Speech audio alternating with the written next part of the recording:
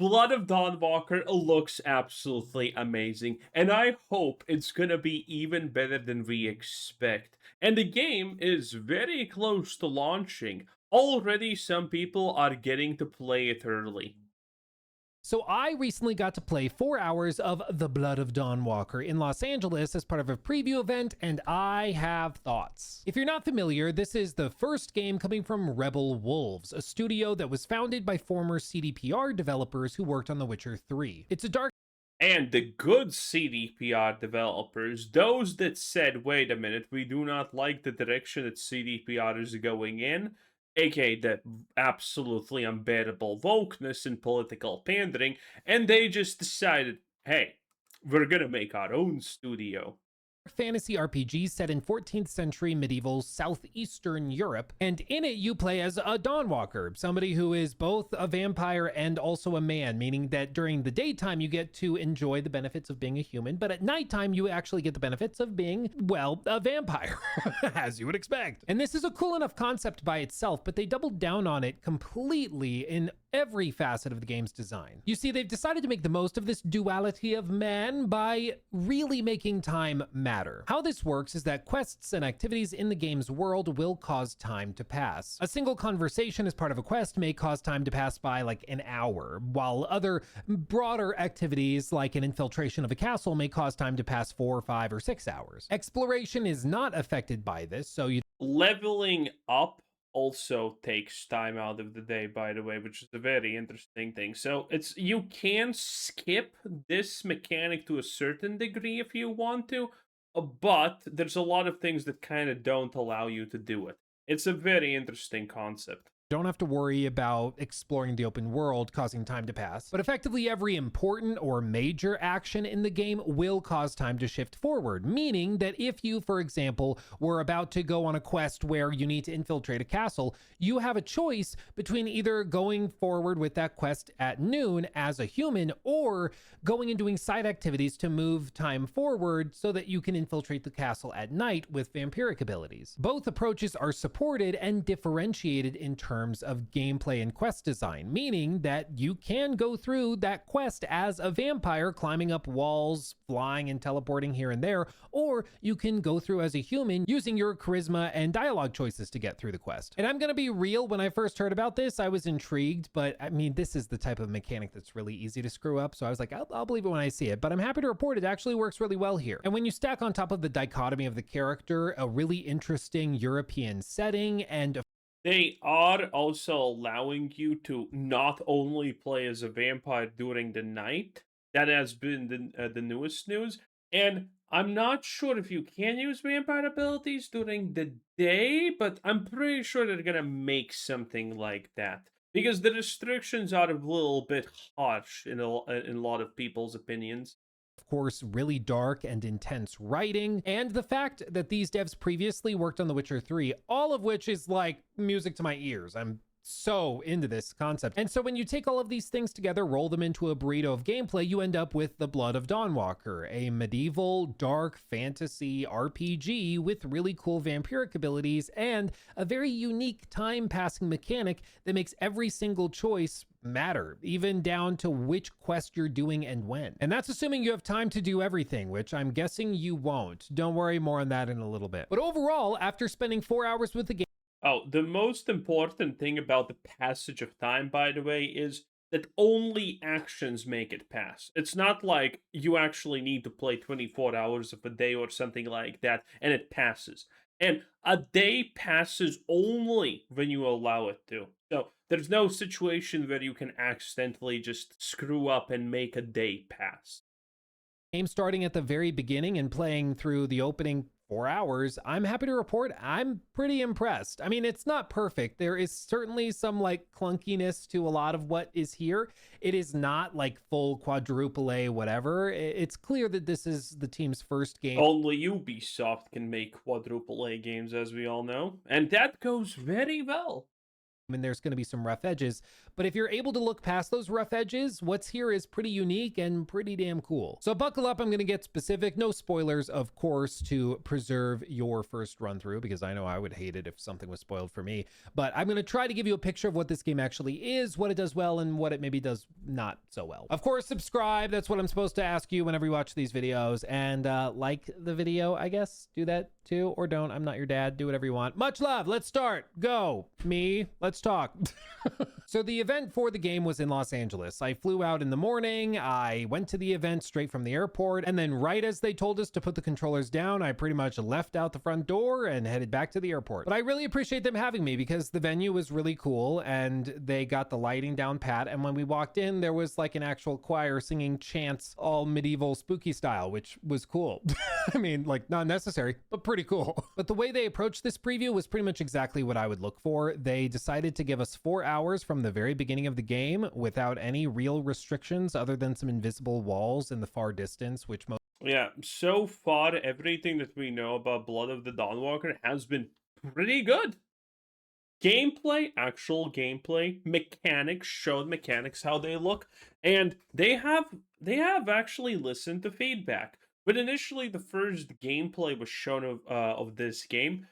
It did look a little bit like there's too much sponginess, there's too much this, there's too much that, and they kind of fixed a lot of it until the next time that they showed off the game. And I mean, it kind of feels good. It kind of looks good now. Most people didn't even reach. And then they basically said, yeah, play the game, hit start from the very beginning, play through the first 4 hours and go for it. What we played was obviously an early access build. I mean, the game is not coming out until September 3rd, so they do have plenty of time for polish and refinement. But given that, they did not let us record our own footage. They gave us 30 minutes roughly of B-roll. And again, we played 4 hours. So there's going to be stuff I talk about that I don't have footage of. That's just par for the course. I would rather they let us record. That would be my ideal. But again, it is still technically like months away. So I get it. You can't really complain about that. It's too early. You know, I get it. But that's why months away too early. You're going to see footage that doesn't necessarily completely match up to what I'm describing. However, I will say that I think in terms of overall quality, this is probably fairly representative of what we can expect in the final version of the game. I didn't You know what's the instantaneously giveaway that this game is going to probably be at least decent? Bare minimum decent? It's the fact that the run animation looks good. Bad games have even bad run animation. Ashes of Creation. Dead giveaway that the game was a scam. Run animation was awful.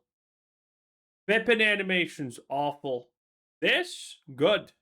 Personally run into any crashes, anything that I would consider to be a bug, no quest glitches, nothing. Which honestly is pretty rare. I've been to a lot of these previews and it's pretty common even just like a month or two out that you'll run into some major issue that they've already fixed or identified to fix before launch, but I didn't personally run into anything in my time with it. Now, to avoid spoilers, you basically begin the game by going through a fairly straightforward tutorial sequence. I won't be specific, but it reminded me of The Witcher 3's intro in a good way. It'll make sense when you play it. From there, the game opens up into a smaller section of the open world. Think of Breath of the Wild's Great Plateau or the starting area in Kingdom Come Deliverance. It's a tighter, more confined space that lets you learn the ropes of gameplay without being like completely exposed to the open world completely yet, at least. And it's here you learn the ropes of how the game is going to function, both in terms of combat, both in terms of questing, dialogue options, and that time mechanic I described earlier. And I'll go through each of these, but I'll discuss questing, the time mechanic, and then combat last. In terms of questing, everything that I experienced, again, reminded me a lot of The Witcher 3. Everything has a story associated with it. Nothing you're doing is just random fetch quests for no reason. If they send you to collect something, there is a clear narrative purpose for it, and there are consequences associated with Yep, those are some pretty good things. Random fetch quests are boring. So the fact that no one's asking major side stories or grand plots or anything like that. But when you have a quest and it's like, oh, can you help me get this bucket of water to the well? I mean, there better be some kind of reasonable excuse for you needing to do that, at the bare minimum. Completing that in a timely fashion or when the quest giver asked you to. This is one of those games where if a character tells you, get this thing quickly, immediately. Don't stop for anything. They mean it. If you go and get distracted for an hour doing side quests or something else, there will be consequence for that. And that's important to note because this game does a really good job of sprinkling in distractions constantly. You will get sidetracked if you are not trying to focus on certain activities when you are tasked with. That is good, but also kind of bad because let's be real, we like those distractions. Skyrim succeeded because of distractions like this, that you want to go that way, but you end up on the other side of the planet because, well, that's just how things led you there. And this is going to be a problem for a lot of people when you need to go straight, but there's shiny things on both sides. This is already, and this is compounded by the fact that the day cycle, this thing right here that you can see up there, is already going to be like a little bit bad for a couple of people. It's not bad in general. I personally like it when a game doesn't allow me to do everything. When by choosing something, I get locked out of something. That's how I like games, because that also gives replayability to do something different. Said the guy who has literally done the Yes Man 20 times and doesn't even know how the NCR campaign ends. But that's not here nor there. Them. So just be aware that that is something you will need to constantly think about if you don't want to end up in trouble. As I mentioned earlier, they've built out most of the quests to accommodate two playstyles, either the day or night version of gameplay. And this is even reflected in like the key art, where you can see like the I don't know what you call this, the key, the symbol, whatever. There is the day and the night. They have tried to design almost every quest such that you can go through it as a vampire or as a human, and both work. That's at least the idea. There are certain open world activities I ran into that are locked to being a man or being a vampire individually. So those cannot be completed willy-nilly. You have to specifically go after them in one time of day or the other. But as far as I saw in terms of main story quests and like side quests, they were pretty open-ended. Practically what this looks like, and in terms of actual like moment-to-moment gameplay. Now, some quests are scripted to be done during the day or during the night. But yeah, most things are open to how you want to approach them. Or at least as much as it possibly can be. Is that during daytime questing, you're going to be doing things based on like charisma, based on conversations, and probably straightforward combat. In nighttime questing, most of what you're going to be doing is stealthing, is about parkouring and finding different ways to enter areas. It's a different angle of attack usually, as opposed to going straight through and relying on charisma to get you through. You're going to do it more stealthily and sneakily. And this brings me to questing with the time change mechanic. You see, in this starter tutorial zone, you're tasked with a bunch of activities that pass time before a blood mass happens in the evening. And it's pretty straightforward. You are told to go and like complete various tasks around your village until it's time for the blood mass. So it's up to you to spend your time however you see fit, which is important because you may think that this is one of those tutorial zones where you just have to do everything and then the blood mass starts. But no, they actually told me, the devs that were at the event told me that they actually placed more than you have time to deal with. So there are going to be quests that you do in this tutorial zone that are there to teach you that you cannot complete everything. There's going to be somebody that needs your help, and if you don't help them, they die. Oh, there's going to be a small group of people who are going to be so upset about that. And there's not enough time to help them and this person over here. And you got to pick your battles. And so if you pick... The hot woman wins. The hot woman wins. I'm sorry, it just makes sense. This one, and you help this person over here, they will die, and you will see that reflected when the blood mass comes. It was really cool. I mean, after we finished it, I was talking to the devs, and I was like, did I screw up? Like, I felt like I was doing good, but I ran out of time, and I couldn't help this person that needed help, and then they died as a result of it. And they're like, no, we did that on purpose because we want you to realize that your time and your choices within that time frame have consequences, and we are not afraid of killing characters and punishing the world and giving you consequence because you chose to spend your time doing this or that, which is, again, just important to know, because going into this with that understanding, I think will make you appreciate those moments and decisions way more. It's also during these quests that I learned to appreciate something I hadn't even considered when it came to this time passage mechanic. You see, it's really easy for something like this to just turn into a gimmick, something really simple that doesn't really have any consequence or impact or whatever. But here, what they've actually managed to do is make something as mundane as selecting which quest you want to do a choice. An actual choice that has consequence within the world. Because in a lot of RPGs, let's be real, even in something like The Witcher 3, questing just turns into a checklist, effectively. You just go through, you got the main story, and maybe you want to pump the brakes on that. So you go through your side quests, and you just go one by one, working your way through them until you're done with those or all of the quests in this area, and then you move on to this story quest and push that forward, and then do more side quests after that. But usually, effectively, choosing which one to do at any given time is either a matter of proximity, what's closer to you, or it's just a checklist, and you're just working your way through. But they actually managed to find a way.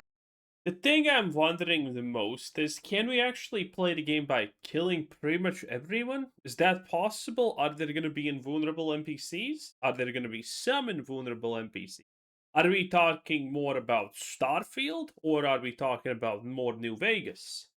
To make that selection a conscious, careful consideration that has real consequence and impact, just like it would if you were actually in this world. Just like, you know, if somebody said, I actually don't think we even have any information. Can you just kill the good NPCs? I don't think we have that. says, I need medicine for this person right now, and if I don't get it, they're going to die. That's important. I mean, it's one of my pet peeves in RPGs when somebody says that this is urgent, they need your help, and then you go get distracted for 35 in-game days, come back, and you know they still need help like nothing happened. It's bizarre, and it pulls me out of any sense of immersion. Funnily enough, in The Witcher 3, they actually dealt with this in one of the early game quests where you need to brew Swallow, the potion very early on that's used for healing. There was a girl who was out meeting her beloved in the forest when she was attacked by the griffin that you're hunting. The herbalist tells you that you could use this Swallow potion she's helping you brew for the girl, but it's also possible that that could severely hurt her. It may cause her to die in agony and may not actually help her. After all, the potions are not made for human consumption or regular humans that haven't undergone mutation. You know what I mean? I feel the answer to that question is like very obvious how it should end.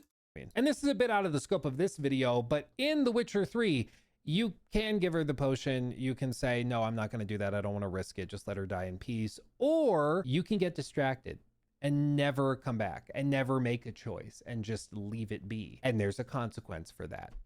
Just like there's a consequence if you give her the potion and a different outcome plays out when you go to a camp and run into her beloved later on. Like every little thing has been considered and there is a consequence for all of it. Even apathy is a choice. Choosing to do nothing. Weakness is a choice.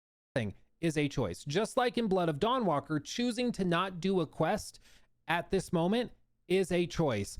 And as time passes, that will probably affect what happens with that quest. Again, yeah, fun fact, your main quest is save your family, but you don't actually need to do that. You can also technically save them in the first day. That's what the devs have said, but the fight then is like ridiculously hard. But it's doable.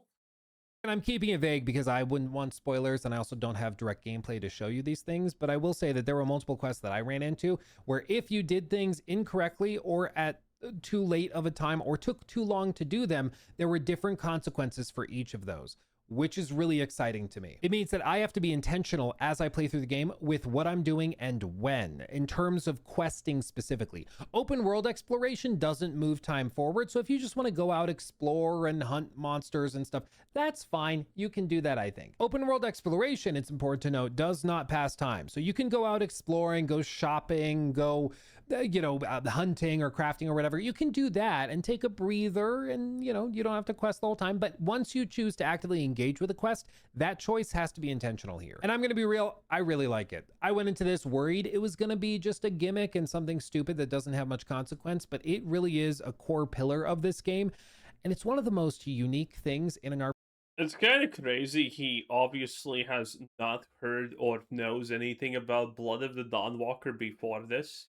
RPG I can think of in recent memory. It's really cool. It's immersive. And again, it makes that choice, which normally is something you don't even think about. It's just select the side quest and then start doing it. But it makes that choice a mechanic with consequence, and I love that. One of the other things I really liked was the writing. They've done a really good job of keeping things really profound and important. The characters within this world take it seriously, and there is no Marvel writing or quippy banter here, as far as I could see. Voice acting was also really, really well done. The lip sync and animation quality is about in line with what you would expect here. It's not on the level of like Baldur's Gate 3 or something, but it is roughly in line with what you would see in like The Witcher 3 or another RPG from like the late PS4, early PS5 gen. Nothing ground shaking, but again, that's not really why you're playing a game like this. You're playing a game like this for the writing, which is a lot harder to get right than lip sync. I'll tell you what, like if I have to choose between really good lip sync and like dynamic animations and conversations, I will choose really good writing over that any day. And I'm really happy to report that the writing, as far as I can tell, is a strength that they have here. But this brings me to maybe one of the other conversations, which has come up I love how we're at the point where we can easily tell good writing from bad writing from just like a single line in a dialogue or just two sentences at this point. Because millennial writing is just so easy to spot and so on the nose nowadays that whenever it's just normal or good writing, it's like you're instantaneously, yep, this is fine, this is fine, this is normal. a lot with this game, which is effectively like production value. This is a $70 game. There's no beating around the bush with that. And with a $70... Yeah, one of the negatives about this, honestly, is that this is a $70 game. I initially expected this is going to be like 40, maybe 50, but 70 is pretty high. But the word currently is good. Everything that we see is kind of good. So I think it's going to sell, okay? I think it's going to sell. price tag, there's a lot of people that expect certain things, namely $70 quality. And with that comes top of the line animation quality, graphics, presentation, just in general. And I don't think it's bad here. Don't get me wrong. Like, it's a beautiful game and they've done a really good job with a lot of it, but it's definitely not like industry leading. For some people, that's going to be like a deal breaker, something that they can't look past that spoils the game for them. And I think that that's unfortunate, frankly, because I think you'll miss out on a lot of really great games if you like decide to buy them or not based on the quality of dynamic animations in a conversation. The reason it's a big deal when we talk about games like AC Shadows is because those games don't have good writing. And so like, they don't. Yeah, it's called woke. Luke will never admit that something's woke. By the way, I found this extremely good. When I say good, I mean good. Video about Dragon Age the Veil God 1 year after, and it's like, we're gonna review Dragon Age 1 year after, but we're not gonna look at the woke part. It's the funniest thing ever. Don't have good writing. And then they also don't really have very good animation quality. And then they also don't, like, you just start going down the list and there's nothing really exceptional about it. Here, it's got really good writing, but like the animation quality and conversations is not great. But that's not that big of a deal. I mean, honestly, again, it's like smaller in terms of impact, especially because it also has really good impact when it comes to the quality, if that makes sense with writing. I mean, I feel like most people know what I'm describing, but I think there probably will be comments describing how they like, oh, well, the game looks cool, but animations are kind of stiff in conversations. And it's like, okay, if that's your deal breaker, I'm sorry, because there's a lot of amazing games. Like, I don't think the animations look stiff. I mean, they're definitely not the best, but I mean, at the same time, they're good enough.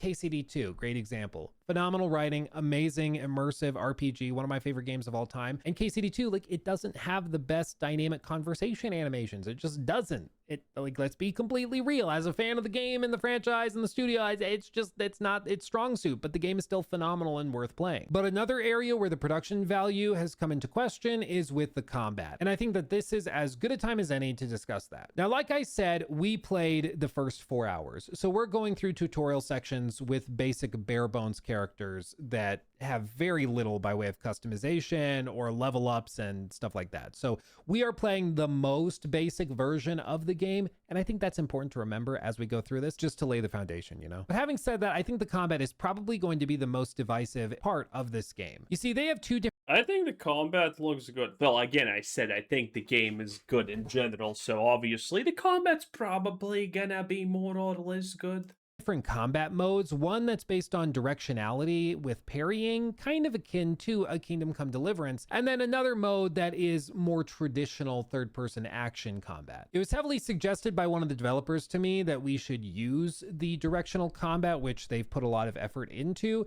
because they really think it's really good and they're very proud of it. A lot about the combat is going to come down, honestly, when the game launches and we see the damage numbers. Because a lot of the damage numbers were very off initially. Then it got better. The skill wheel that they had, it was like a Dragon Age Veilguard type of shit skill wheel. Lamau.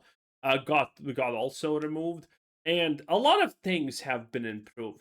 But the combat is going to be really dependent, I think, on just do the enemies die fast enough.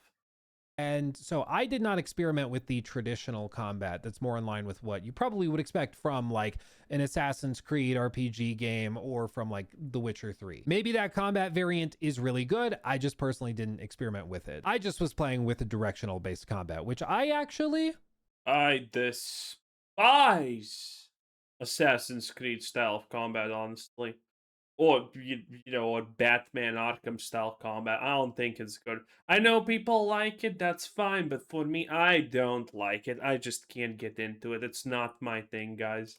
honestly really liked. It took a while to get used to it, but once you got the feeling for parrying attacks as they came in from different directions, it actually felt pretty good and actually quite responsive. I would encourage everybody to try it with this when the game eventually launches in September, but I think it is important to note and point out that enough people seemingly brought up during their early testing of the game's combat that they didn't like it, that they actually went in and added this traditional combat variant. So it's going to be polarizing, almost certainly. I mean, it's apparently so polarizing that they actually took the steps to add an alternative combat mode, which I think shows that they expect some people will not like it.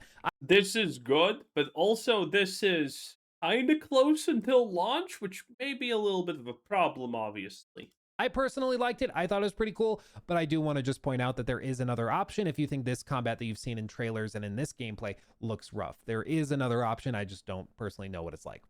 Sorry. Now, as for the combat itself, it's pretty straightforward and self-explanatory. It's mostly about positioning, distance, and then timing parries. It's nothing too novel or crazy, but it is responsive and feels pretty tight once you actually get your hands on the controller. Juggling multiple enemies at a time, though, is certainly a headache. It always is like this in directional-based combat systems, whether you look at KCD or even something like For Honor. It's just not what these systems are designed for. They want you to pick one enemy, focus on them, and then avoid the others with your positioning. There are some abilities and some attacks that can hit multiple enemies and that are kind of meant for crowd control, but it's definitely not its strong suit. I did take a peek at some of the late game improvements to combat and abilities and stuff, and I will say that I think a lot of them would make the combat feel way better and probably be more flashy and exciting, especially like vampiric abilities where you're fighting with like your actual claws and you're doing like blood drains and stuff like that. I think there's going to be a lot of cool stuff.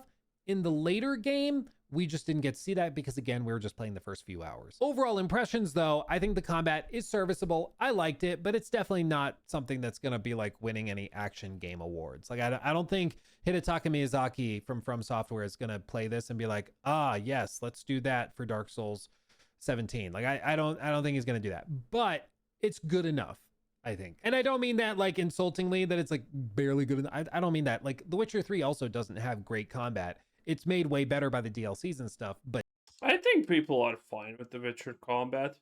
I don't know. The combat feels... there's everything in this game that someone may not like. There's everything in every game that someone may not like. But so far, yeah, combat does seem to have the most people who have opinions on it. But then again, it doesn't seem like people really hate the combat. Maybe I'm wrong, though. Who honestly knows?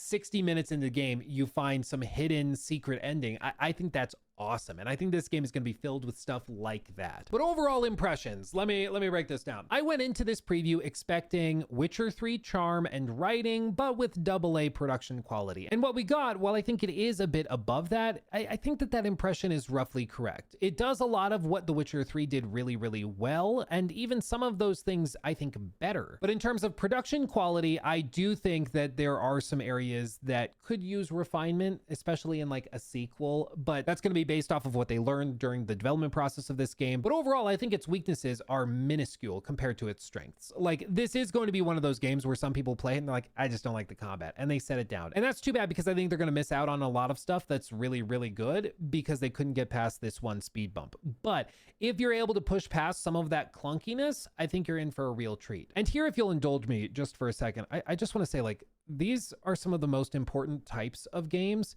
in the industry today, because they represent something new, something fresh, a brand new team as well. And like, how do you think we got CDPR? How do you think we got Warhorse? How do you think we got Bethesda Game Studios? How do you think we got Larian pumping out Baldur's Gate 3 and soon to be Divinity? Like, how do you think we got these teams? We got these teams because they started with games that were not like $300 million blockbusters. They started with games with tighter budgets, tighter scope, that focused on a couple of core ideas and did that really, really well. And once they proved the concept, they cranked the dials and went all out on the sequels. Ah, yes, the crazy concept of you can't start life by being a billionaire. Well, at least typically. Yes. This, the deepest I have ever heard Luke has went, honestly. Absolutely 10 out of 10. Anyway, that was Luke Steffens, 10 out of 10. Have a nice day. Bye!